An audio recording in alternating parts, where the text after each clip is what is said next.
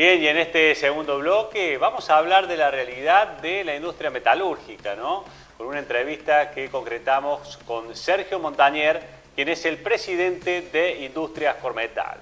Bueno, realmente, fue una entrevista extensa que resumimos en los principales fragmentos, donde podemos dar cuenta, ¿no?, de qué manera se desarrolló esta industria metalúrgica durante la etapa de pandemia, ¿no?, en aquellos momentos más duros y luego cuando se empezó a flexibilizar. Y también un poco el escenario, ¿no?, que se plantea hacia adelante, la situación con los insumos, con las entregas, bueno, distintos temas que conversamos entonces con Sergio Montañer. En nuestra industria, hablo de Cormetal, que es acoplado y que la distribución de materiales, que son todos bienes durables, venimos con un mercado o un nivel de actividad muy alicaído, muy bajo, con pérdidas de rentabilidad, con costos financieros muy altos. La verdad que un pronóstico bastante negro. Todo lo que fue de 2018 y 2019 fueron años muy malos para nuestro sector. Con el cambio de gobierno se generaron expectativas de que la presión que había o el costo financiero tan alto iba a disminuir, propio del cambio de espíritu de este gobierno actual con relación al anterior. Y eso se empezó a plasmar allá por enero con algunas líneas de financiamiento productiva que le llaman las líneas LEAP, con un mejoramiento en los costos financieros para poder vender nuestros productos, y eso de alguna manera empezó a generar cierta tracción en la demanda. Obviamente que veníamos con niveles muy bajos. Y cuando digo niveles muy bajos, para que se entienda, a nivel acero, los despachos de acero eran semejantes a los que había en el año 2004. O sea que 16 años después, cuando normalmente una economía tiene un crecimiento vegetativo, si se quiere poblacional, lo cual hace que el incremento de la demanda sí o sí tiene que estar por encima, nosotros estamos con niveles de consumo equivalentes al 2004. Esto un poco refleja el retroceso en el nivel de actividad o de crecimiento de nuestro sector. Las industrias base, que en nuestro país, que son las productoras de acero, son 4. Una es la que se dedica a fabricar lo que es la chapa, comúnmente conocida como chapa de techo, o la chapa para fabricar una abertura, o para fabricar una maquinaria agrícola.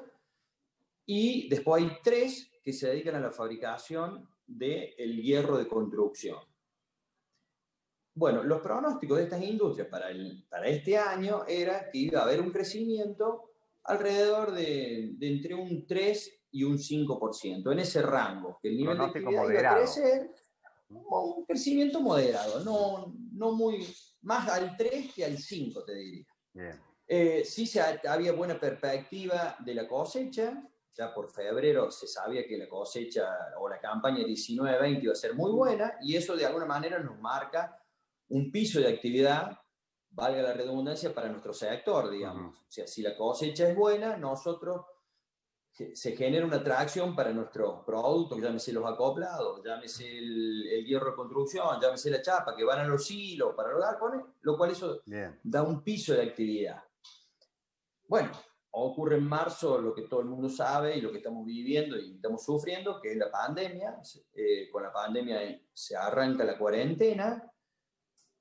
Cuando arranca la cuarentena, la verdad que todos los actores económicos de nuestro sector nos empezamos a hacer la pregunta: ¿qué nos va a pasar? ¿A dónde vamos a terminar? Porque veníamos, como quien dice, sobreviviendo, y de pronto, bueno, obviamente las razones estaban bien fundamentadas, había que parar la actividad por completo, cerrar la fábrica, y las empresas funcionan con trabajo, o sea, a través del trabajo se genera el ingreso, y el ingreso es el que hace que se paguen los sueldos, que se paguen los impuestos, que se paguen los gastos. Va a decir, che, tenemos que parar.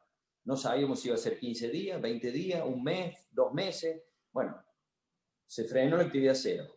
Nosotros tuvimos casi 21 días parados a cero. La verdad que era todo signo de preguntas, pocas respuestas. Lo llevo de nuevo a estas empresas madres, que son para nosotros, a partir de ahí arranca toda nuestra actividad. También llegaron al punto de poner los hornos en pilotos. No los pueden apagar completamente porque eso demora a lo mejor 4 meses volverlos a poner en funcionamiento. Pero los pusieron en ralenti. se nos liberan las actividades, empezamos a trabajar, obviamente que cuando volvimos al trabajo con todos protocolos de COVID, o sea, todas medidas de seguridad y de protección para nuestra persona, y eso también ralentizaba o disminuye la capacidad productiva. Y ahí empieza la economía a traccionar. En mayo, obviamente, los resultados de la campaña ya estaban a la vista. El gobierno, yo considero que en buena medida ahí salió a apoyar, digamos, cuando digo apoyar, apareció con el programa de ATP, con las moratorias impositivas, con los créditos blandos, y bueno, empezó a fluir el dinero, digamos, empezamos a ver cierto circulante de dinero y además que nos acompañaban, y eso empezó a traccionar la economía. Y empezamos a tener volúmenes que nos empezaron a sorprender, que no eran los esperados, a todos nuestro sector, es decir, empezamos a tener volúmenes de operaciones duplicados a lo que veníamos en el mes de febrero, o los pronósticos que teníamos. Y bueno, en ese momento uno podía atender esa demanda, en mayo y en junio pudo atender, cuando digo atender es entregar en tiempo y en forma, estar con un plazo de entrega, en el caso de los acoplados, corto, o entregar la chapa o entregar el hierro a la semana o a los 3 días, propio de la logística, digamos, estaba dentro de los términos funcionales. ¿Qué pasa? Aguas arriba nuestro, las fábricas, también agotaron sus stocks, pero su capacidad productiva no era la que tenían en febrero, y la demanda estaba multiplicada por 2 o por 2,5 esa capacidad. Entonces, empezamos a tener un cuello de botella y se empieza a producir una saturación de decir, che, no llego a entregar, no me entregan a mí, me empiezan a faltar insumos, no puedo entregar el material como corresponde, se me empiezan a alargar los días, empiezo a acumular días, la gente sigue comprando, y un factor que empezó a influir mucho es esta separación de las brechas cambiarias. O sea, tenemos un dólar, nosotros trabajamos con el dólar oficial, nuestros productos están al dólar oficial, y bueno, y las brechas cambiarias se empiezan a dividir, y obviamente la gente, los actores económicos que tienen capacidad o generación de recursos, empezaron a, digamos, por un lado, no se gasta en viaje, no se gasta en vestimenta porque no hay reuniones sociales, no hay eventos sociales, no se gasta en gastronomía, y empezaron a ver que tenían pesos y decir, che, y bueno, empecemos una construcción, cambio el acoplado, tengo tasa barata para comprar, y empiezo a hacer cosas. Y bueno, la demanda creció de alguna manera exponencialmente, y hoy estamos con estos atrasos de entrega, todavía el día de hoy, que van a persistir a lo mejor hasta marzo, abril.